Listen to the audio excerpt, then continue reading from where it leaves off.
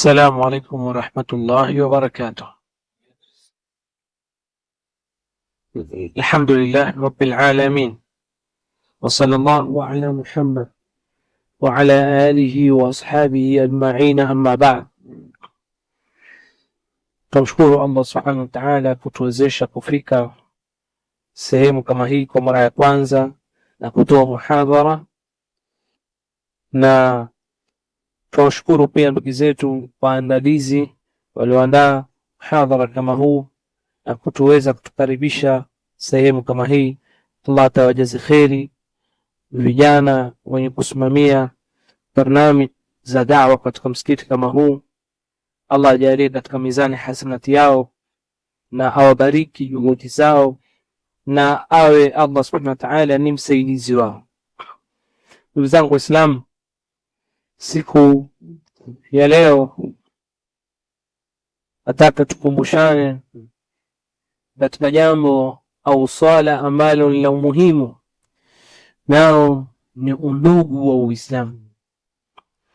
Sisi Waislamu, Mwenyezi Mungu Subhanahu wa Ta'ala ametushikanisha kwa undugu wa Uislamu na tukawa sote ni kitu kimoja, japokuwa tutatofautiana rangi, tutatofautiana kabila, tutatofautiana maeneo ambayo tutoka, lakini Muislamu anayetoka nchi yoyote ulimwenguni, Muislamu wa kabila yoyote, ni ndugu yako, ni ndugu yako, undugu mzito. Hata mara nyingi undugu kama huu unashinda undugu wa damu, sababu undugu wa Uislamu haukatiki. Ndugu wa dini si wenye kukatika kwa njia yoyote. Allah subhanahu wa ta'ala ametuambia, innamal mu'minuna ikhwa. Innama adatu hasri, kwamba hakika si lingine isipokuwa waumini ni ndugu, ni ndugu wa undugu wa Uislamu. Allah subhanahu wa ta'ala akatutaka tushikane juu ya undugu huu.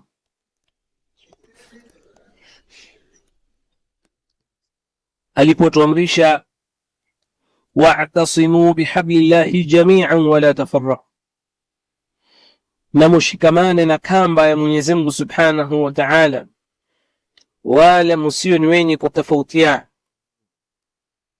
Na kamba ya Mwenyezi Mungu ni Qur'an. Allah Subhanahu wa Ta'ala akituambia, wadhkuru ni'matallahi alaykum idh kuntum a'da'an fa'alafa baina qulubikum, kumbukeni neema za Allah Subhanahu wa Ta'ala mulipokuwa ni maadui, Mwenyezi Mungu akashikanisha nyoyo zenu. Mtume sallallahu alayhi wasallam alipogura mji aliozaliwa yeye, Makka, na kulingania Uislamu, akaenda mji wa Madina. Madina kulikuwa na kabila mbili kubwa, Aus na Khazraj. Makabila haya mawili walikuwa hawaelewani, wakipigana, wakizozana, jil baada jil, generation baada ya generation, watu wakirithishana vita. Yani kutoka mababu wanapigana mpaka wanakuja mababa, mpaka wanakuja wajukuu, miaka baada ya miaka. Aus na Khazraj zaidi ya miaka 300 ni vita, vikitoka hivi ni vita. Lakini Mtume sasa alipokuja Madina na Uislamu ulipoingia sawa sawa, Uislamu ukaweza ukasimamisha vita kama hivi, na wakashikanishwa, wakawa na undugu mmoja. Ndio Mwenyezi Mungu katika aya hii akiwakumbusha, wadhkuru ni'matallahi alaykum, kumbukeni neema ya Mwenyezi Mungu, idh kuntum a'da'an, mulipokuwa nyinyi maadui, fa'alafa baina qulubikum, Allah akaja kuweka mazoea baina ya nyoyo zenu, mukawa nyote ni kitu kimoja. Hii ni neema ya Allah subhanahu wa ta'ala. Sisi Waislamu kuungana na kuwa kitu kimoja ni neema kubwa ya Allah subhanahu wa ta'ala ambayo tunafaa tuishukuru. Kwa hivyo undugu wa Uislamu umeletwa na Allah subhanahu wa ta'ala wa dini yake Uislamu. Mwenyezi Mungu subhanahu wa ta'ala amewashikanisha. Ukhuwa wa undugu wa Uislamu ni ukhuwa wa kidini ambao umetokamana na Allah subhanahu wa ta'ala, unakusanya baina kila Muislamu na Muislamu mwenzake. Asema Ibn al-Jawzi rahimahullah ta'ala, i'lam anna al-ma'na al-jami' baina al-muslimin al-islam. Maana ya jumla iliyotukusanya Waislamu wote ni Uislamu, si kitu kingine. Kama hapa msikitini sisi, kitu gani kilichotukusanya pamoja? Ya kwamba tabaka zetu za kijamii ni tofauti, na labda wengine hapa ni maskini, wengine ni matajiri, wengine ni kabila tofauti tofauti. Kitu kilichotukusanya ni Uislamu. Huu ni undugu wa Uislamu. Faqad iktasabu bihi ukhuwatun asliya. Uislamu mtu anapoingia tu katika Uislamu umempatia undugu wa kiasili kabisa. Leo atatokea mtu ambaye si Muislamu, pengine alikuwa ni mtu akiupiga vita kabisa Uislamu, lakini baada ya madakika akipiga shahada, akiingia katika Uislamu, yale yote yamesamehewa na amekuwa ni ndugu yetu na tunamkaribisha, na undugu ni hali ya juu kwa sababu ya kutamka kalimatu tauhid, kuingia katika Uislamu. Sasa Uislamu ndio wenye kutukusanya. Wa wajaba alaihim bidhalika huquq li ba'dhim ala ba'd. Undugu huu umetuwajibisha kwetu sisi haki za baadhi kwa baadhi. Ni kwamba kuna mambo kwetu sisi na lazima kufanyiana. Kuna mambo ambayo lazima umfanyie ndugu yako Muislamu kwa ajili ni ndugu yako katika dini, ni ndugu yako katika Uislamu. Kuna mambo lazima umfanyie na yeye ndugu yako akufanyie wewe Muislamu.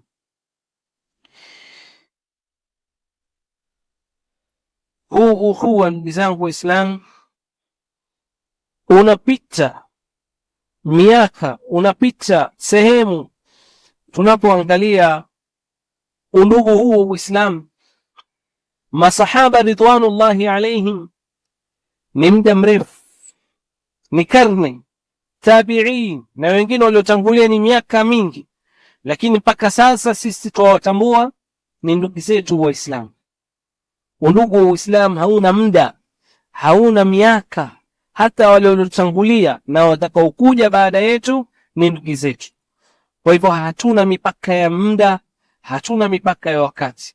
Ndio maana Mwenyezi Mungu Subhanahu wa Ta'ala akatusifu sifa kubwa ya waumini ni wenye kuwakumbuka ndugu zetu Waislamu waliotangulia, akituambia walladhina ja'u min ba'dihim yaquluna rabbana ighfir lana wa li ikhwanina alladhina sabaquna bil iman.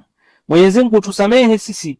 Sifa ya waumini ni wale ambao wanasema Mwenyezi Mungu tusamehe sisi na wale ndugu zetu waliotangulia katika iman. Sahaba ridwanullahi alaihim wametangulia katika iman, ni ndugu zetu ambao tuwakumbuka tukiomba Mwenyezi Mungu atusamehe sisi pamoja nao. Wala taj'al fi qulubina ghillan lilladhina amanu. Wala Mwenyezi Mungu usiweke chuki kwa wale ambao ni waumini. Mu'min habebi ghil wala ahqad. Mu'min habebi chuki juu ya waumini wenzake. Rabbana innaka raufur rahim. Mwenyezi Mungu ni mwingi wa huruma, mwingi wa upole.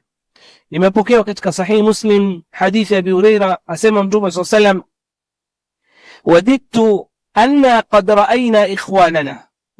Mtume sallallahu asema, nina tamani, napendelea lau kama mimi ningewaona ndugu zangu. Mtume sallallahu alikuwa na masahaba, asema natamani, napendelea lau kama mimi ningewaona ndugu zangu. Qalu, wasahaba wakamwambia, awalasna ikhwanaka ya Rasulullah, sisi kwani si ndugu zako?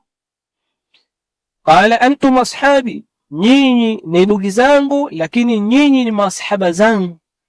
Ndugu zangu naokusudia ni wale ambao hawapo, ambao watakaokuja baadaye. Maki sahabiyun ni kila yule ambaye alikutana na Mtume SAW na akamuona na akamwamini na akafa juu ya Uislamu. Sasa nyinyi masahaba zangu, lakini kuna ndugu zangu wengine ambao watakaokuja baadaye, kina sisi na wengineo. Natamani lau kama nikiwaona. Undugu huu tumeelewa kwa maneno haya ya Mtume SAW kwamba hauna time, hauna muda. Hata kama tumepishana na miaka mingi na Mtume SAW, lakini bado tuna undugu baina yetu sisi ndugu zangu Waislamu. Ukhuwa islamia, undugu wa Uislamu ni faradhi. Undugu wetu wa Uislamu ni ulazima, si jambo la khiari. Undugu huu si jambo la kuchagua, ni faridhatun shar'iyya, ni ulazima. Mwenyezi Mungu Subhanahu wa Ta'ala alipotuambia innamal mu'minuna ikhwa, hapa ametulazimisha undugu huu patikane. Wakasema wanavyoni, qala al-Imam Sa'di, qala Abdurrahman Sa'di rahimahullahu ta'ala, hadha aqdun aqadahu Allahu baina al-mu'minin, haya ni mafungamano Mwenyezi Mungu ameyafungamanisha baina ya waumini. Annahu idha wujida min ayi shakhsin imanun fi mashriqi al-ardi wa maghribiha, imanun billahi wa malaikatihi wa kutubihi wa rusulihi wal yawmil akhir, fa innahu akhun lilmu'minin.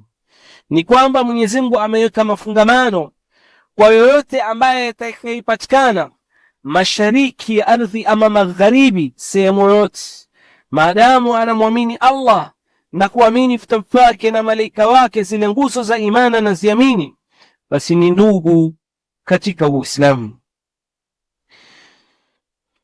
Ukhuwa tujibu an yuhibba lahu almu'minuna ma yuhibbuna li anfusihim.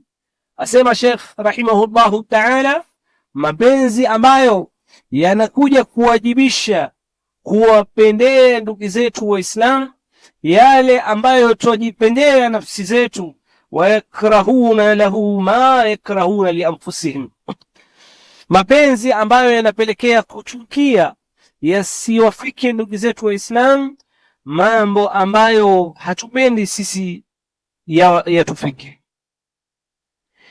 Ndugu zangu Waislamu, undugu huu una haki, una hukuk, una wajibat, mambo ambayo ni lazima umfanyie ndugu yako Muislamu, na ni haki ya Muislamu aipate kutoka kwa wewe. Haki ya kwanza,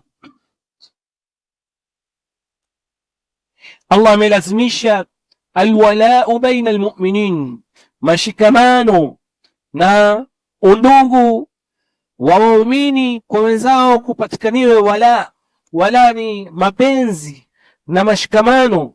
Allah subhanahu wa ta'ala akisema, walmu'minuna walmu'minati ba'dhuhum awliya'u ba'd, waumini wa kiume na waumini wa kike, hawa waumini ni wenye kuwa na mashikamano na mapenzi na undugu. Yakunu bainahum qurbun wa hubbun wa tawaddun wa tawasul, waumini wanakuwa na ukaribu na mapenzi na mashikamano, wa munasara na kunusuriana na kushikamana.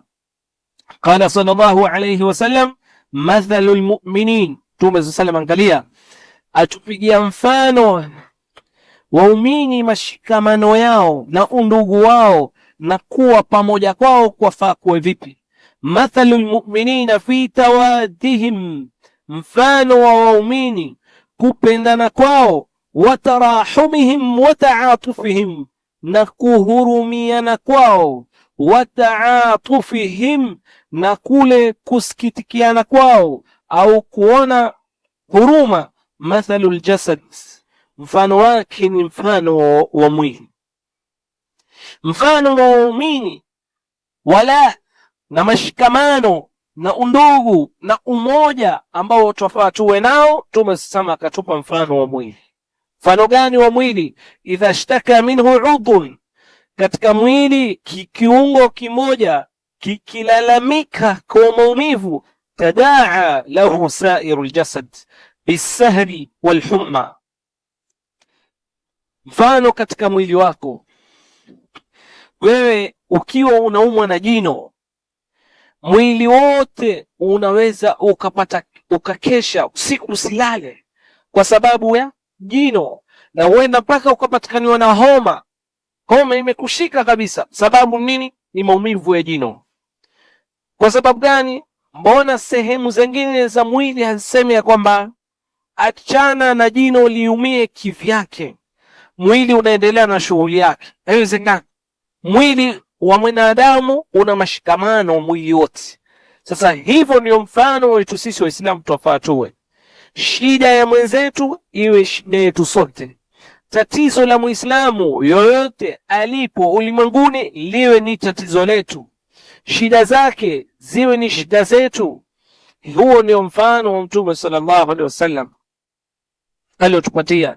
Na Mtume sallallahu alaihi wasallam akituambia, innal mu'min lilmu'min kalbunyan yashuddu ba'duhu ba'da, mfano wa muumini kwa mu'min mwenzake, mashikamano ambayo yatakiwa ni kama jengo.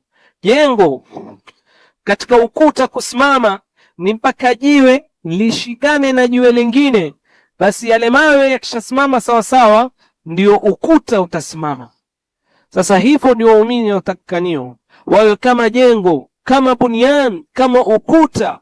Hauwezi ukasimama mpaka kupatikaniwe mashikamano. Huu ndio mfano Mtume sallam kutuonesha wala waumini bila wanavyotakaniwa. Yani haki kwa Muislamu jua Muislamu mwenzake. Pili, jambo ambalo latakiwa kwa Muislamu mwenzako an-nusra, ni kumnusuru na kumsaidia katika shida aliyokuwa nayo. Muislamu katika sehemu yoyote walipo ulimwenguni wana undugu, na kwa undugu huu umeulazimu baina yao kunusuriana na kusaidiana na kuwatoa wenzako katika shida, hasa wanapokuwa na dharura kama dhulma, kama unyonge, kama Waislamu kudhalilishwa. Inahitaji Waislamu kusaidiana. Mtume sallam akisema, almuslimu akhul muslim la yadhlimuhu wala yakhdhuluhu, Muislamu ni ndugu wa Muislamu, hamdhulumu mwenzake, wala yakhdhuluhu, wala hamtupi mkono mwenzake akamwachilia.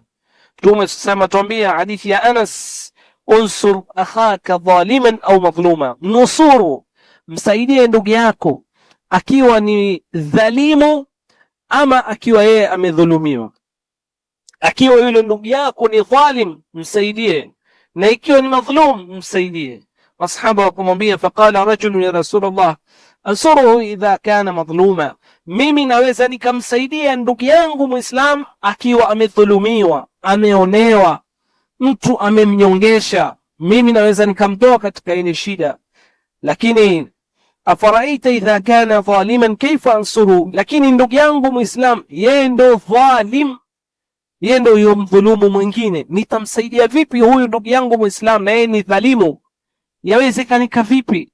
Mtume sallallahu akasema, qala tahjuruhu au tamna'uhu min adh-dhulm, kumsaidia ndugu yako ambaye ni dhalimu ni kumzuia ama kumfanya yeye asiendeleze dhulma, kumsimamisha, kumpatia nasaha, kumwonesha hili unalolifanya ni kosa, waendeleza dhulma ndugu yangu, wachana na hii dhulma. Hapo umemnusuru na kumsaidia.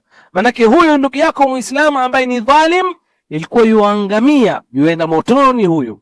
Lakini wewe unapompa nasaha, unapomsaidia, hata kama yeye ni dhalim, ukampa nasaha ukamzuia, basi wewe ni katika nusra ulitoa kwa ndugu yako. Fa inna dhalika nasru, huko ni kumnusuru ndugu yako Muislamu. Kwa hivyo tusimame na ndugu zetu waliodhulumiwa, na tusimame na hawa ndugu zetu wenye kudhulumu kwa kuwanasihi na kuwaonya na kuwakanya na kuwakataza kwamba musiendeleze dhulma. Imekuja katika hadithi ya Mtume sallallahu alayhi wasallam, hadithi ya Suhail ibn Hunayf an Nabii sallallahu alayhi wasallam asema, man udhilla indahu mu'min falam yansuruhu wa huwa yaqdir ala an yansuruhu adhallahu Allah yule ambaye Muislamu amedhalilishwa na hakumnusuru, na yeye alikuwa yuweza kumnusuru, basi Mwenyezi Mungu atakuja kumdhalilisha huyo ala ruusi alkhalaiq, siku ya kiyama, mbele ya viumbe wote. Allah pia atakuja kumdhalilisha, ni kuonesha ulazima wa kumnusuru. Wakati wa Mtume sallallahu alaihi wasallam, katika mji wa Madina kulikuwa na kabila la Banu Qainuqa. Banu Qainuqa hawa walikuwa ni Mayahudi, wameketi Madina. Mtume sam aliwapata pale, akaweka mkataba na ahadi za kukaa nao kwa amani na uzuri. Islam haukukataza kuishi nao soko wa Islam. Akakaa nao wa mikataba ya amani na watu kuelewana. Lakini wakati mmoja kulitokea mwanamke wa Kiislamu, akaenda katika soko la Banu Qainuqa. Alipokwenda, wakamdhalilisha mwanamke huyu wa Kiislamu, wakafunga nguo yake kwa nyuma, akiondoka uchi wake ukaja ukaonekana. Huyu mwanamke akapata kuonekana uchi wake.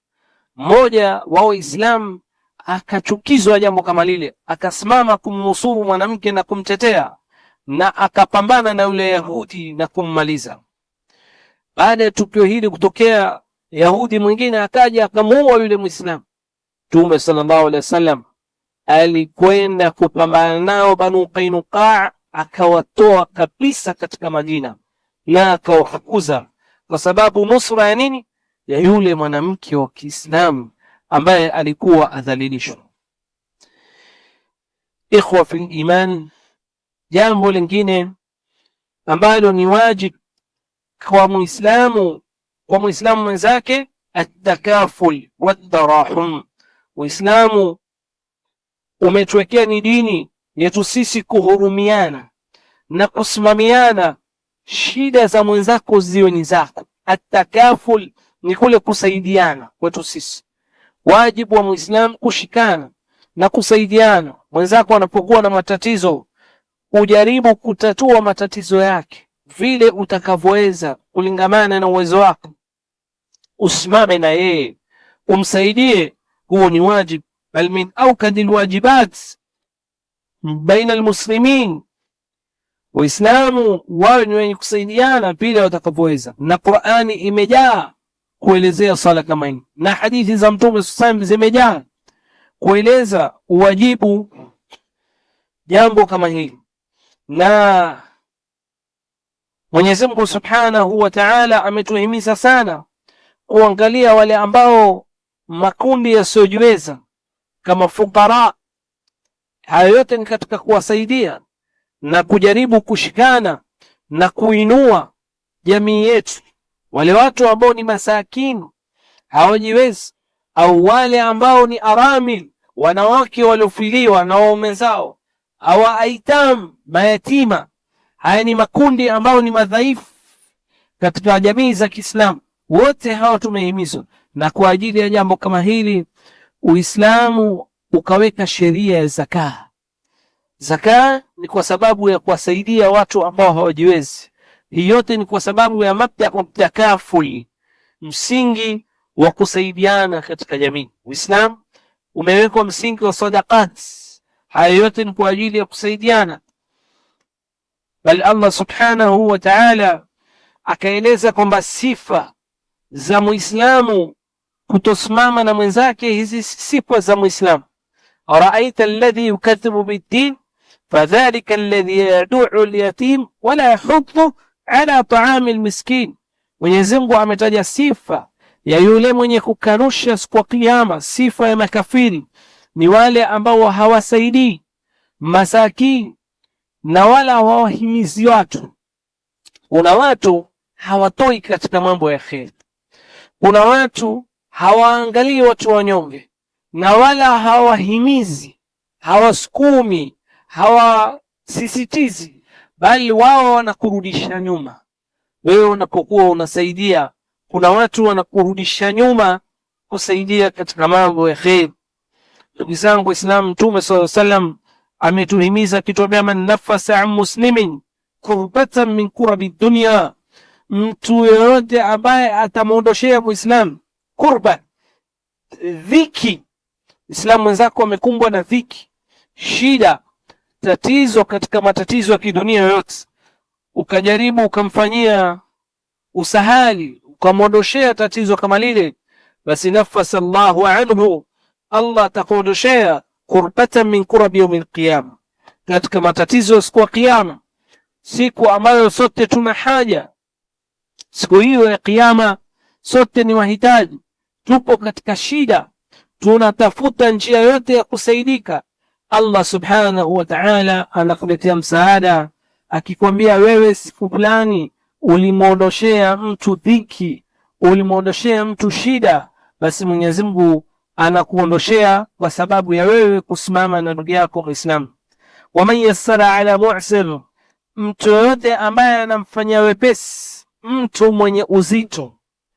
Muislamu amekumbwa na dhiki, uzito katika uzito wa kidunia. Kila mmoja wetu kuna wakati huenda mtu kakabwa na uzito fulani. Sasa wewe unapomsaidia mwenzako katika uzito kama ule, yassara Allahu alayhi fi dunya wal akhirah, na Mwenyezi Mungu atakusaidia katika dunia na akhira. Na kiujumla Mtume sasa akasema, wallahu fi auni al-abdi ma kana al-abdu fi auni akhi, Mwenyezi Mungu siku zote yuko katika msaada wa binadamu mja, ikiwa mtu yuenda mbio kuwasaidia ndugu zake, ikiwa afanya bidii kusaidia watu, basi Allah na wewe mambo yako atakusaidia. Na Mtume sasa kama tulivyosema akahimiza kuangalia aramil. Aramil ni hawa wanawake ambao ni wajane. Leo wanawake kadha wa kadha wanafikia kufanya biashara ambazo haziruhusiwi katika sheria, kwa sababu huenda labda amefuiliwa na mume wake, hana mtu wa kumsaidia, anakwenda katika mambo ya haramu, na Waislamu hawamshiki mkono wakawa ni wenye kumsaidia. Armala, Islamu umehimiza au wale ambao ni aitam na masakin. Mtume sasa akasema, as-sa'i ala al-armalati wal miskin kalmujahidi fi sabilillah, mtu yote ni mwenye kwenda mbio, yoshughulika kuangalia wajane, mwanamke aliyefiliwa na mumewe atahakikisha maisha yao yako sawa, au mtu anashughulikia watu wasiojiweza, basi ni kama mtu aliyopigana jihad katika njia ya Mwenyezi Mungu. Au pia mfano wa mtu kama huyu asema, au alqaim bil-layli as-sa'ib bin-nahar, mfano wake mtu ambaye yuwasaidia wajane, mtu ambaye yuenda mbio kuhakikisha maskini wanasaidika, basi yeye ni mfano wa mtu ambaye anaswali usiku na kufunga mchana. Nani katika sisi aweza siku zote awe ni mwenye kufunga na usiku yuwasali? Lakini utapata ajira kama hizi ikiwa wewe unafanya bidii kuwashughulikia wajane, unashughulikia masaki. Hii ni katika mlango wa takaful kwetu sisi kusaidiana. Wakati wa Mtume sallallahu alaihi wasallam kulikuwa na kabila moja likiitwa Ash'ariyin. Imekuja katika hadithi iliyopokelewa na Imamu al-Bukhari. Hawa Ash'ariyin kwa kabila katika makabila yaliyokuwa Yemen, walikuwa na tabia kabila hili. Tabia hii walikuwa nayo, walikuwa Ash'ariyin wakiwa na shida, wakiona ya kwamba kuna matatizo ya njaa na taabu, basi walikuwa wanakusanya kwa pamoja chakula cha kila mmoja aliyokuwa nao. Watu wa zamani ilikuwa vyakula bao sana ni nafaka hizi, maharagwe, mahindi, ngano. Sasa wao Ash'ariyin walikuwa kila mtu alete, wakiweka kama kitambara namna hii katikati, kisha kila mtu alete akiba ya chakula kilichokuwa nyumbani mwake, yualeta, kisha wanakikusanya kwa pamoja, na baada ya kukiweka kwa pamoja sasa wanagawanya sawa. Yule ambaye hana kitu anapata na mwenye nacho anapata, wote wanagawanyiwa sawa sawa. Mtume sallam akasifu sana tabia kama hii ya takafu, tabia iliyoko katika kabila kama hii, Mtume sama akiwaambia hawa wenye kabila kama hili, hawa wamo pamoja na mimi niko pamoja nao. Mtume sama akiwataja ya kwamba mimi niko pamoja nao kwa sababu ya tabia ya takaful na kuoneana huruma. Kinyume chake, Uislamu kwa ajili ya kuchunga haki ya takaful umekuja kukataza mambo yote yatakuja kubania Waislamu uchumi wao. Na Uislamu ukaja kukataza al-ihtikar. Ihtikar ni mtu ambaye anazuia bidhaa zake, anangojea zipande ili naye apate kupandisha bei. Ameona fununu kwa wafanyi biashara kwamba mchele huenda ukawa na shida, basi ananunua mchele kwa wingi kabisa na kuubania mpaka mchele utakapokuja watu wamekosa. Sasa ndo autoe awanyoshe watu sawasawa, awapige bei nzuri kabisa. Hii ni tabia mbovu. Muislamu amekatazwa kufanya na tabia kama hizi ili kuzipatikaniwe na uzito katika masaili ya vyakula katika jamii ya Kiislamu. Angalia ndugu zangu Waislamu, Ansar Waislamu tulisema Mtume sallallahu aligura kutoka Makka kwenda Madina. Alipogura, Waislamu waliokuwa Makka waligura, wengine hawana kitu, hawana chochote, wametoka walifu mwilini mwao, hawana hata akiba ya chochote. Manake wengine walinyang'anywa mali yao, wengine hawana chochote. Lakini walipofika Madina, ndugu zao Ansar wakawa na undugu, wakashikana na wao, wakawasaidia, wakasimama na wao hali ya juu kabisa. Undugu wa Uislamu umewaingia, bali walifikia Ansar au Waislamu waliokuwa Madina kumwambia Mtume sallallahu alaihi wasallam, mali yetu, mashamba yetu katika Madina, mashamba yetu katika Madina tunataka kukuachia umilikaji wake uwe kwako Mtume sallallahu alaihi wasallam, utugawanyie upya baina yetu sisi na hawa muhajirun. Nani kwetu sisi aweza namna hiyo? Mali yetu tuliokuwa nayo twajitoa katika umilikaji wake na ugawanye sawa baina yetu sisi na muhajirun, ugawanye baina hao ndugu zetu waliokuja hapa. Lakini Mtume sallallahu alaihi wasallam aliwafundisha masahaba ithar, wala wasiwe na athara. Ithar ni kule kumpendea mwenzako kheri, watamani mwenzako apate hata kama utakosa. Pia pamoja na hivyo Mtume sallam hakupendelea Waislamu kuwa na tabia ya athara. Athara ni ulafi, kwamba wewe upate hata kama wenzako atakosa. Mtume sallam akawaambia, mashamba yenu yazuieni kwenu, mashamba yenu yazuieni kwenu, lakini hawa ndugu zenu wakifanya kazi kwenu nyinyi, wagawanye mapato baina yenu nyinyi na wao. Nyinyi ni wamilikaji wa mashamba, wao wafanye khidma katika mashamba yenu na mugawanye yale yatakayopatikana. Hivi ndio Mtume sallallahu alivyowalelea kwamba masahaba wajitume, masahaba wafanye kazi, pamoja na kwamba watu wasaidiane, lakini wasibakie watu kazi yao ni kwamba nini? Hawafanyi kazi. Na hili ndio tatizo la watu wengine, hawaelewi. Kuna watu wengine utawapata kwamba hataki kujituma, yeye anabaki kuishi na juhudi za wenzake. Wewe ufanye kazi, yeye aketi niangalie 50 bwana, yule niangalie 100 bwana, na aishi maisha yake na mimi. Huu Uislamu hautaki tabia kama hii ya uombaji. Muislamu kuomba ni wakati amekagwa kabisa katika shida, lakini pamoja na kwamba wewe uwe ni mwenye kuangalia watu ambao hawajiwezi, kabla ya wao mtu kuja kukueleza, uangalie watu ambao hawajiwezi. Kiujumla ni kwamba Ansar walisimama na undugu na Mtume sallallahu alaihi wasallam, akaweka undugu baina Muhajirin na Ansar, akashikanisha, wewe ni ndugu yake huyu, watu wakashikana. Kuna kisa cha sahabi mmoja aliofanya undugu, Abdurrahman ibn Auf na Saad ibn Rabi'. Undugu wao ulikuwa hali ya juu kabisa. Abdurrahman ibn Auf ni muhajir, amekuja kutoka Makka. Saad ibn Rabi' ni ansari, yuko katika Madina. Mwenyezi Mungu Mtume sama akawaweka hawa ni ndugu. Basi Saad ibn Rabi' ule undugu wa kumpokea ndugu yake huyu muhajir aliyekuja aliohama kwa ajili ya dini yake, basi ulikuwa ni undugu hali ya juu. Akamwambia Abdurrahman ibn Auf, akamwambia mimi nina nyumba mbili, nyumba moja nataka uchukue wewe, na nina wake wawili, nataka nimwache mke mmoja nikuozeshe wewe.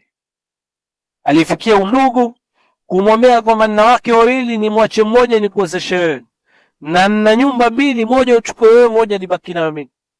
Abdurrahman ibn Auf ni katika waliolelewa na Mtume sallam, kama Mtume sallam tulivyowaambia amewalea masahaba kusaidiana, lakini pamoja amewalea masahaba katika kujituma na kwenda mbio. Abdurrahman hakusema kama wengine katika situ kungesema nini, chance imejileta, nafasi ndio hii. Abdurrahman ibn Auf akamwambia tullani ala suq, nionyeshe soko iko wapi, mimi nifanye kazi. Soko iko wapi, mimi niende nikafanye kazi. Abdurrahman ibn Auf hakutaka tu nafasi za bwerere, nafasi tu za kupewa, nionyeshe soko iko wapi. Na Abdurrahman ibn Auf kweli akaenda akapiga kazi katika soko, akafanya kazi. Baada ya muda akawa katika matajiri wakubwa katika masahaba. Naona undugu ule ukweko na kule kushikana na kusaidiana. Uthman ibn Affan wakati mmoja, angalia undugu na watu huhisi matatizo ya ndugu zetu Waislamu ni matatizo yao. Uthman ibn Affan wakati wa Sayyidina Abu Bakr as-Siddiq radhiallahu anhu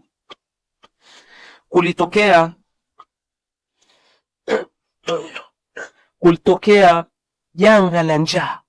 Wakati wa khilafa ya Abu Bakr as-Siddiq kuna wakati kulitokea janga la njaa.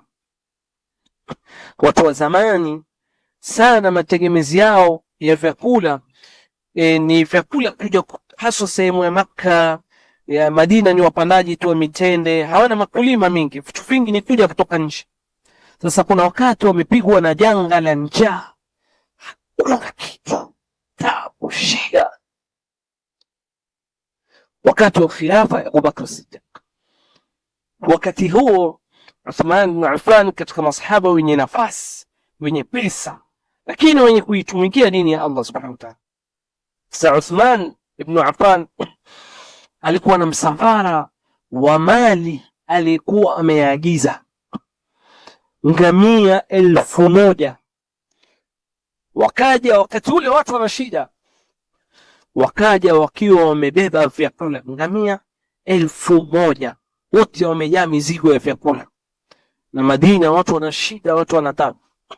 Wafanyabiashara mbio wakamkimbilia Uthman, mali kubwa imekuja kwako wewe, sasa tuusie. Hao ni kama wholesaler. Sasa wameona ni nafasi, watu sasa wana shida, tutaupa faida 1 kwa 2. Kakataa, wakapandisha. Uthman akamwambia nina yule ambaye amenipa kila shilingi yangu moja niliyoitoa atanipa faida mara 10. Kwa biashara wasema sote sisi ndio businessmen wakubwa hapa Madina, nani atakupa faida mara 10? Hakuna mtu atakayefanya namna hiyo, sisi sote ndio tuko hapa, hakuna mtu. Asema yuko ni nani? Akasema Allah amenipa faida 1 kwa 10. Nerenzenu mali yangu yote haya akayagawanya, ngamia 1000 imebadilishwa vyakula yote, Uthman mnafanya akagawanya, ili kupatiliza ile nafasi ya njaa, kuondoshea dhiki ya Uislamu. Si nafasi ambayo kwamba kama wengi katika sisi Waislamu ukiwa na uchache wa bidhaa fulani, sasa ndio wasema ndio wakati sasa kuwawahi watu. Lakini masahaba radhiallahu alaihim walikuwa na tabia ya takaful, kusaidiana, kuona shida ya wenzao ni yao. Katika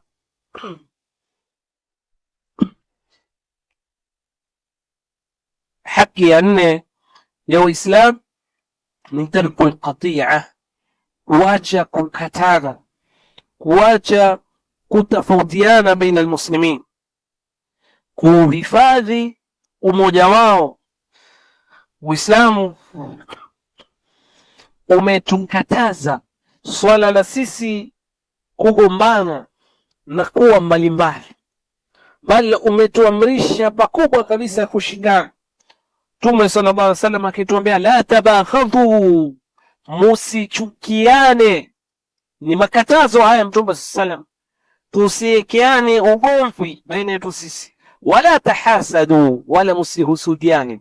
Hasad ni tamanni zawalu neema, ni kule kwamba wewe watamani neema imondokee mwenzako. Sasa Mtume sallallahu akakataza watu wasichukiane, watu wasihusudiane. Pia wala tadabaru, wala musibiane mgongo, mkagurana mkakatana, ukasema mbali na mbali mimi na wewe. Leo haya ndio walioenea ndugu zangu Waislamu. Tapata Waislamu wamegurana na wamekatana, wengine ndani ya majumba, mtoto haelewani na babake, ndugu hawaelewani, jamaa hawaelewani, majirani hawasikizani, na kikubwa kilichowakosanisha utapata kwamba ni hii dunia. Ni hii dunia, mali chache ya dunia ndio inakuja kugombanisha. Katika mambo ya ajabu, mtu anakuja kukosana na babake mzazi mpaka anampandisha kotini kwa sababu anapigania nyumba yeye na babake. Wallahi ni katika mambo ya ajabu kabisa.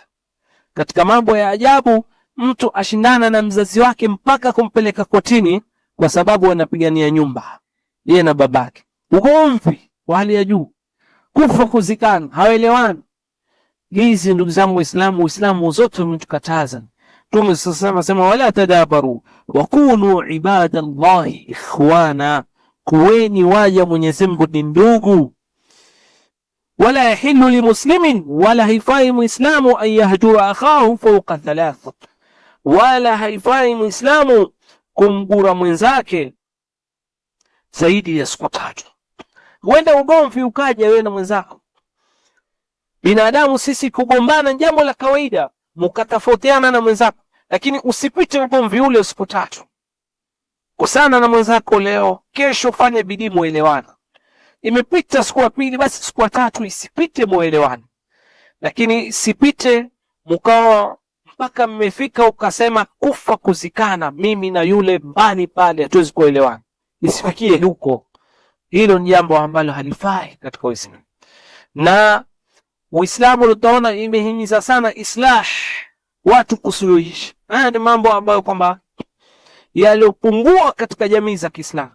Mitaa mingi na miji mingi ya Kiislamu utapata wagombanishi ni wengi na watu wenye kukosanisha watu ni wengi, lakini watu ambao wanataka kufanya sulhu na kusikizanisha watu ni wachache sana.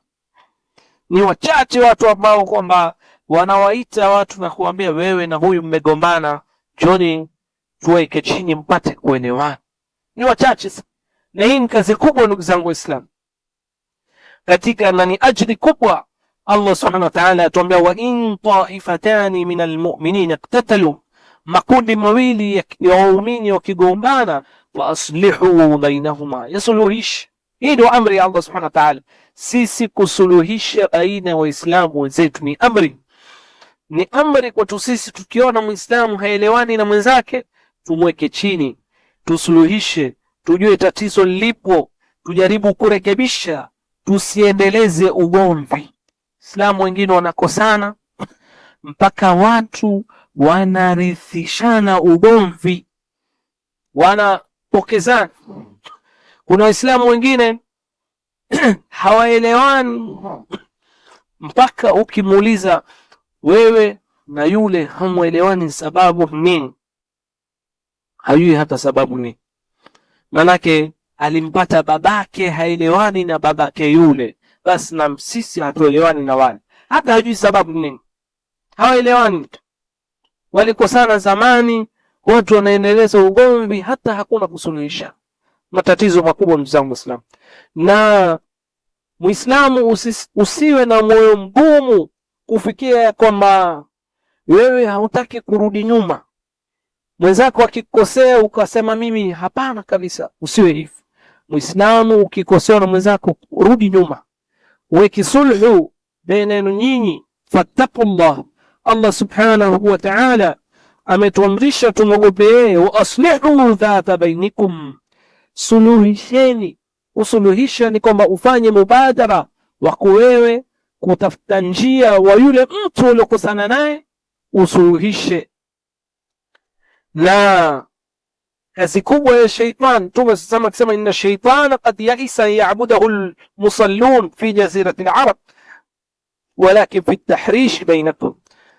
Mtume sasa asema shaitani alikata tamaa kuabudiwa na wale wenye kuswali, lakini kazi kubwa at-tahrish, ugomvi, kuchochea. Hii ndio kazi kubwa ya shaitani. Shaitani utapata yule mtu ambaye haelewani na wewe, basi shaitani atamchochea azidishe ule ugomvi ili muzidi kukosa. Au anakuja kukuletea shetani wa kibinadamu akueleze matatizo ya mwenzako, na yule mtu ambaye anakujia kukwambia matatizo ya mwenzako, huyo ndo anapeleka yale mambo yako kwa mwenzako. Huyo ndo mchunganishi wa kugombanisha. Hii ni kazi ya shetani. Shetani ana wale wajumbe wake, maskari wake wenye kuwatuma katika kazi tofauti tofauti. Shetani huwaita, umefanya kazi gani wewe? Mwambia sawa sawa, mpaka aje mmoja aseme mimi nimefanya bidii, mume na mke nimemkosanisha, wamekosana kabisa. Shetani amwambia wewe ndio umefanya kazi, wewe ndio kazi hiyo. Ndio sasa shetani hapo yofurahia kabisa watu kuwagombanisha, kuweka mbali mbali. Hiyo ndio kazi kubwa shetani ambayo anafurahia. Mkitangu Waislamu, kama tulivyosema, Muislamu mwenzako akikosana na wewe ni ufanye bidii kuelewana. Mtume sasa akisema la yahillu limu'minin an yahjura akhahu an yahjura mu'minan fawqa thalath. Muislamu haifai umgure mwenzako zaidi ya siku 3. Usimgure ukamkata, ukawa haumsalimii, hauzungumzi naye zaidi ya siku 3. Fa in marrat bihi 3, ikiwa wewe itapita siku 3, falyulqihi, asema Mtume sasa, fa in marrat bihi 3 falyusallim alayhi. Ikiwa utapita siku 3, basi wewe msalimie. Ikifika siku 3 yule mtu uliokosana naye wewe msalimie. Fa in radda alayhi salam faqad ishtaraka fi al-ajr. Mtu ambaye umekosana naye akakujibu salamu, basi nyote wawili mtapata ajri katika ajri ya kuelewana na kuondosha ugomvi. Ama wa in lam yarudda alayhi, ikiwa hajakujibu, wewe umemtolea mtu salamu lakini hajakujibu, faqad baa bil ithm, yule mwenzako amebeba yeye madhambi.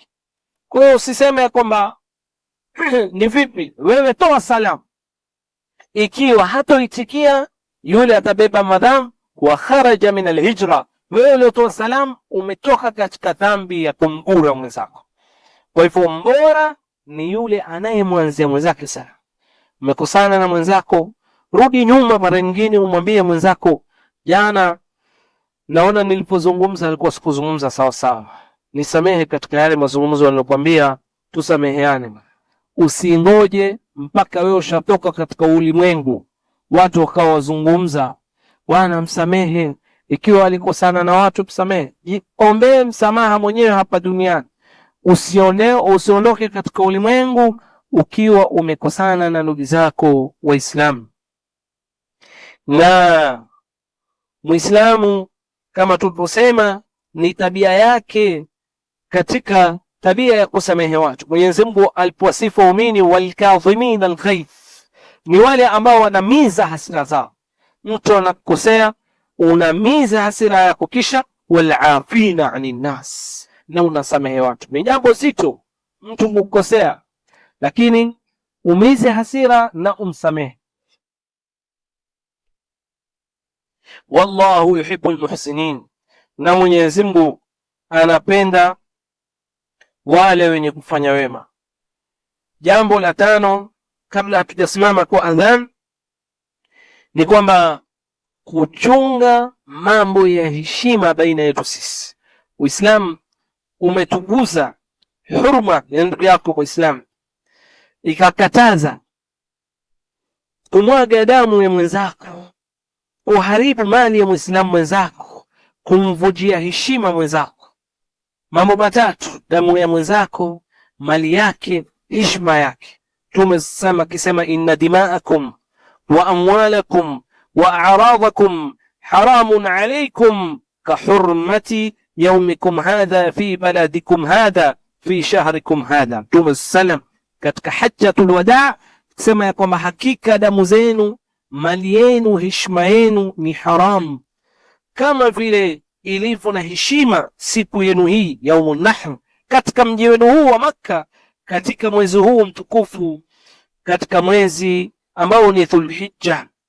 Na Mtume sallallahu alayhi wasallam baada ya kulikataza hilo, utaona Mwenyezi Mungu akatuambia, wa min ajli dhalika katabna ala bani israila annahu man qatala nafsan bighayri nafsin, mtu yote ambaye aliua nafsi bila nafsi au fasadin fil ardh, ama ufisidifu, fakaannama qatala an-nas jami'a, ukasababisha kuua mtu, kumwaga damu ya mtu, basi ni kama uloua watu wote.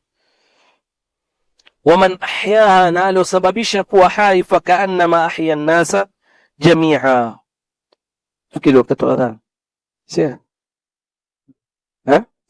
endelea sawa kisha basi.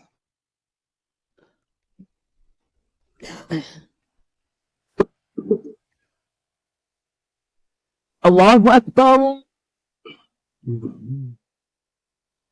Kwa tumesema Muislamu achunge damu ya Muislamu mwenzake na achunge mali ya Muislamu mwenzake, asiwe ni mwenye kuchukua mali ya mwenzake kwa njia yoyote. Haitofaa kwa wewe kumnyang'anya Muislamu mwenzako, kumuibia, kumdhulumu, kuula mali yake kwa njia yoyote ambayo si halal. Ya ayyuhalladhina amanu, Allah subhanahu wa ta'ala akituambia katika wala taakulu amwalakum bainakum bilbatil, wala musile mali ya baadhi yenu kwa baadhi kwa batil, njia ambayo sio sawa.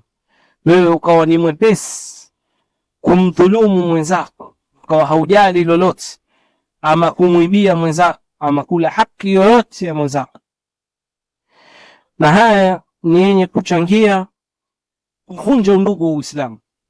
Na Mtume sallallahu alaihi wasallam akatuambia hadithi ya Abi Umama, man qata'a mala mri'in muslimin biyamini, mtu yote ambaye amekata, amekula mali Muislamu mwenzake kwa kiapo. Watu wengine hawajali, yeye huenda labda amedaiwa, lakini yuko tayari kuweka jina la Allah, wallahi nilikulipa haki yako, na yeye anajua wazi ni urongo, na anamuingiza Allah subhanahu wa ta'ala katika tatizo kama lile. Basi Mtume sasa anasema aujaba Allah lahu an-nar wa harrama alayhi al-janna, akasema Allah atamwajibishia mtu kama huyo aende motoni na atamharamishia kuingia peponi ikiwa yeye ananyang'anya mali ya watu na kuwaibia, na akitumia neno la Allah, basi atakatazwa kuingia peponi na atakwenda motoni. Akamuuliza mmoja katika sahaba, wa in kana shay'an yasiran ya Rasulullah, je, hata kama ni kitu kidogo, labda mtu amemdhulumu mwenzake kitu kidogo? Qala wa in kana qadhiban min arad, hata kama ni kipande cha mti, hata kama ni kipande cha mti cha mwenzako, kitu hata kama ni kidogo, si haki yako, wewe ukamnyang'anya, basi huenda kukusababishia usiingie katika pepo. Pia tumesema kuchunga heshima ya mwenzako. Islamu hufai kutukana, hufai kumdharau. Ya ayyuhalladhina amanu la yaskhar ba'dukum li ba'd, Mwenyezi Mungu ametukataza, la yaskhar qaumun min qaumin asa an yakunu khayran minhum, enyi mlioamini musiwachezee mkawafanya machezo wengine kwa wengine. Huenda wale unaowafanyia mchezo wako bora kuliko nyinyi. Allah subhanahu wa ta'ala amekataza maudhi ya kiujumla kwa waumini wenzao, na watu wengine ni wepesi ndimi zao, ulimi wao, kwa kutukana watu, kwa kukosea heshima watu. Allah amesema walladhina yudhuna almu'minina walmu'minat bighayri maktasabu faqad ihtamalu buhtanan wa ithman mubina, wale ambao wanawaudhi waumini. Mtu huja mkosea, anakuja kutukana wewe na mzazi wako, anamuudhi mu'min wa kiume na wa kike bila kosa lolote, basi hao wamekwenda kupata dhambi kubwa kabisa. Mwenyezi Mungu Subhanahu wa Ta'ala amewajalia. Kisha tukumbuke katika hadithi ambayo Mtume sama alituelezea yule mtu ambaye atatangazwa kuwa ni muflis, amefilisika. Kuna watu siku ya kiyama watakuja na ibada nyingi, watakuja na salawati na mambo mingi mazuri, lakini watakuwa hawana kitu tena. Hawa ni wale Mtume sama aliuliza masahaba, man almuflis, ni nani aliyofilisika? Wakasema man la dirhama lahu wala dinar, mtu ambaye hana kitu. Haya kabisa. Mtume sama akamwambia, la, mtu aliyefilisika ni mtu anayo matendo mazuri, anakuja siku ya kiyama na sala na zaka na amali nzuri, lakini amemtukana huyu, amemwibia huyu, amekula haki ya mwingine, basi huyu zitachukuliwa hasanat, yale matendo mazuri aliyofanya, watalipwa wale aliowakosea, mpaka ikifikia ni kwamba bado watu wanamdai aliowakosea ni wengi na hana mema tena. Basi sasa anabandikwa maovu, yale madhambi ya wale watu wengine waliofanya, anakuja kubandikizwa nao yeye, kwa sababu awalipe wale watu aliyekuja kuwakosea. Katika jambo la 6 kujaribu kumalizia, ndugu zangu Waislamu, ni Muislamu, haki ya Muislamu wafaa umpendee mwenzako lile unalolipendea, unalojipendea nafsi yako. Matatizo mingi ya jamii zetu ya Uislamu, tuna matatizo kwa sababu ya anania, selfishness. Mara nyingi huwa tunajifikiria sisi. Watu wanakosana katika barabara kwa sababu nini? Mtu anafikiria maslahi yake yeye akiendesha gari. Watu wanakosana katika mitaa kwa sababu mtu ajifikiria yeye, afikiri mwenzake, katika biashara, katika kila sehemu, kwa sababu hatuwapendei wenzetu mazuri ambayo tuwapendea nafsi zetu. Sasa lau kama sisi ni waumini wa kweli, tofaa tutekeleze hadithi ya Mtume sallallahu alayhi wasallam aliyotuambia, la yu'minu ahadukum hatta yuhibba li akhihi ma yuhibbu li nafsihi, aamini mmoja wenu imani ya kisawasawa mpaka mtu ampendee mwenzake mambo ambayo anajipendea nafsi yake. Vile unapopenda nafsi yako kufanyiwa, basi mfanyie mwenzako. Ni vipi umuudhi Muislamu mwenzako? Wewe mwenyewe hupendi kuudhiwa. Ile yale unamfanyia mwenzako, je, wewe unapenda kufanyiwa? Sasa lau kama tunaishi na undugu wa kwamba tuwapendee wenzetu kama tunavyojipendea sisi, basi utakuwa fujo zitaondoka na mizozo na undugu utakuja kupatikaniwa. Ndugu zangu Waislamu, katika jambo lingine ni kwamba la 7, labda tutamalizia na hapa, ni kwamba waumini, ndugu zangu Waislamu, katika haki za Waislamu kwa wenzao ni at-tanasuh, kunasihiana baina almuslimin. Wajibu wa Waislamu ni kupeana nasaha. Usiwe watu ambao tunasema kila mtu afate shughuli yake. Ni wajibu wa Waislamu kukumbushana. Wewe umkumbushe jirani yako, umeona hasali, umkumbushe una sala. Jirani yako atumia vitu vya ulevi, umwambie ulevi haufai, ni hivi. Ukiwa wewe una jamaa yako, umkumbushe katika salawatul jamaa na kuna sahihiana. Ukimwona mwenzako yuko nyuma katika mambo ya awamir, umkumbushe. Mwenzako amezama katika maasi, umnasihi. Usiwe kwamba kila mtu afate shughuli yake, sio hiyo. Allah subhanahu wa ta'ala atuambia, walmu'minuna walmu'minati ba'dhuhum awliya'u ba'd. Katika sifa ya waumini ule umoja na undugu, Allah akasema nini? ya'muruna bil ma'ruf wa yanhauna 'anil munkar, waumini ni wenye kuamrishana mambo mazuri. Jambo lolote zuri unamkumbusha mwenzako na ulipokee kwa uzuri. Leo Waislamu wengi wamekuwa hawataki nasaha, wamekuwa kama wale inni la uhibbu nasihin. Waislamu wengi mtu anapomfuata na kumwambia kwamba hili unalolifanya sio sawa, Mwenyezi Mungu hapendi, anaanza kukwambia wewe, angalia mambo yako bana, wewe ni hivi. Muislamu ufurahike yule ambaye alokuonesha mapungufu yako. Muislamu ufurahike kwa yule mtu aliyekurekebisha, amekuokoa na moto wa Jahannam. Ikiwa mtu amekunasihi akakuonesha jambo baya umelifanya, ufurahike, usikasirike. Wewe ufurahike, umshukuru mtu kama huo. Mtu kama huyo ni aliyefanya mambo mazuri. Mwisho kabisa, ndugu zangu Waislamu, tukumbuke hadithi ya Mtume sallallahu iliyopokelewa na Imam Muslim, hadithi ya Abi Hurairah radhiallahu anhu, asema Mtume sallallahu, haqqul muslim ala almuslim sit, katika haki zetu sisi Waislamu pia kufanyiana ni sita. Qila ma hunna ya Rasulullah, qala idha laqita fasallim alayhi, ukutana muislamu mwenzako msalimieni. Ni haki ya muislamu mwenzako, ukikutana msalimie. Hii ni kueneza mahaba na undugu. Salamu inajenga undugu, inajenga mapenzi baina ya sisi. Ndio Mtume sallam katika mambo yenye kujenga undugu akasema, ala adullukum ala shay'in idha fa'altumuhu tahabbtum. Katika hadithi nyingine, je, siwafundisha kitu ambacho mkikifanya mtajenga mapenzi baina yenu? Afshu salama bainakum, enezeni salamu. Kila ukionana na mwenzako umsalimie, na huku uso wako umeweka tabasamu. Ukutana na Muislamu mwenzako kwa uso wa tabasamu ni sadaqa. Hujafanya kitu, lakini umefungua tu uso wako, assalamu alaikum, unaingiza furaha kwa yule mwenzako.